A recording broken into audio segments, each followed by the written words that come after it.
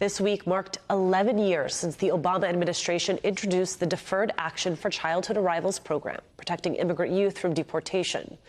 The question 11 years later is for how long, with DACA in legal peril and under constant attack by conservatives.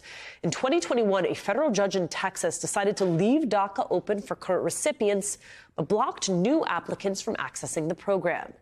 As of today, with that case still in limbo, set to be decided by a circuit court any day, as many as 400,000 Dreamers have been sidelined. The Biden administration is defending DACA as much as it can, especially after the Trump administration tried to strip protections of recipients. But the power to fix this broken system is not in the hands of the president. It's in the hands of Congress. So what is Congress waiting for? Take the issue off the table before we get to 2024. Pass real, meaningful immigration reform. And at a minimum, enshrine DACA into law. You know, it works. Since its inception in 2012, the program has helped hundreds of thousands of young immigrants build successful lives. Nearly 9 out of 10 are in the labor force. Their median yearly income has grown by nearly 700%. Nearly every single one of the original DACA recipients who are still enrolled have finished high school, and roughly half have gone to college. And should you hear Republican talking points about how DACA is bad for the economy, know this. The original group of DACA recipients have contributed $108 billion to this economy. They have paid a combined $33 billion in taxes. So imagine what could happen if we dared to allow immigrants more broadly to work legally and live without fear in this country. Well, DACA allows a path forward. It's a path forward for one. What about the families of these recipients? What about their contributions? What about their dreams? Here's the president earlier this week. Most of us came because we weren't welcome where we were. And when we got here, we had to fight like hell to be recognized, to fight like hell to be recognized. That's why it's fitting we host this screening during Immigrant Heritage Month. That's what this is. A time when we celebrate the country's immigrant heritage. I want you to know, Jill and I, we see you, we value you. We are indirectly a part of you because of our heritage as well. President Biden making those comments at a White House screening of the movie Flamin' Hot. The film is the directorial debut of actress Eva Longoria. You have probably seen the story it is based on. A janitor at Frito-Lay who claims he invented Flamin' Hot Cheetos. The film, though, is more than a story about snacks. Longoria calls it a love letter to Mexican Americans and the courage of migrants in America. I was at the White House Thursday and spoke with Longoria and the stars of Flamin' Hot. I got an idea. It's a spicy chip. It's going to change everything. It will save our factory. And you're a janitor. No, hang on.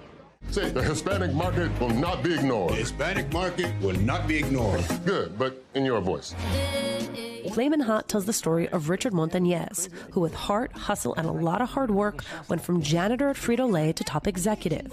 When a script for the project crossed Eva Longoria's desk, she knew she had to direct it.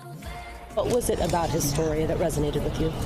That he was told no a lot in his life. You know, no, that job is not for people like you. No, that idea shouldn't come from somebody like you or who looks like you. And I've been told no. I've been told, you know, no, I shouldn't do that job. You're a girl, don't do that. And I thought, wow, this is, he's so inspirational because he kept daring to ask, but why not me? But why not me? Why can't I be successful? Why can't I be great? And so, yeah, I was like, oh my God, I am Richard Montañez. While there are conflicting accounts of who invented the snack, Longoria says that's not the point of this story. The movie's not about the Flaming Hot Cheeto. The movie's about Richard Montañez and his journey. His testimony, his memoirs, his experience is really beautiful and complex. And this movie's a love letter to the Mexican-American community, but also a movie that I think is so universal in its theme. It's the underdog story. It's the American dream story. And I think people go, wow, if that guy went through all of that and still succeeded, imagine what I can do. And that's what we wanted to do. Richard and his fierce wife, Judy Montañez, were not just compelling characters to Longoria. They were must-have roles for Jesse Garcia and Annie Gonzalez, who bring them to life on screen. I felt like it was written for me.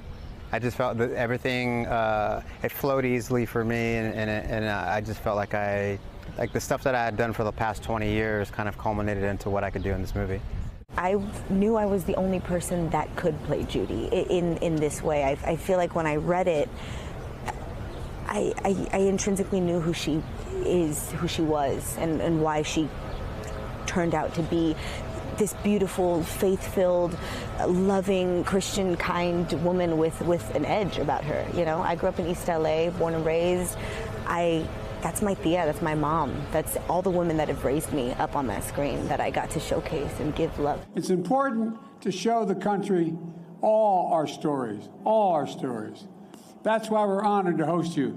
This Thursday, that culture on display at the White House, with President Biden and First Lady Dr. Jill Biden hosting a screening of Flamin' Hot on the South Lawn. It's important, I think, to all families and certainly to our children to see themselves represented in quite frankly, maybe the most important, powerful building in the world. What does it mean to you to have this film being screened at the White House? Oh my God, I can't even, this isn't even a dream I dreamed of. I didn't even know I had this dream, and here we are on the White House lawn. I've been getting so many amazing comments. Obviously, you know, now that the movie's out, I've been flooded with this amazing positivity, and one struck me really hard in the sense, he goes, you know, in the 60s when we were doing the Chicano movement and the civil rights movement, it wasn't just our rights that were taken away, it was our dignity and pride. And this movie finally gave it back to us.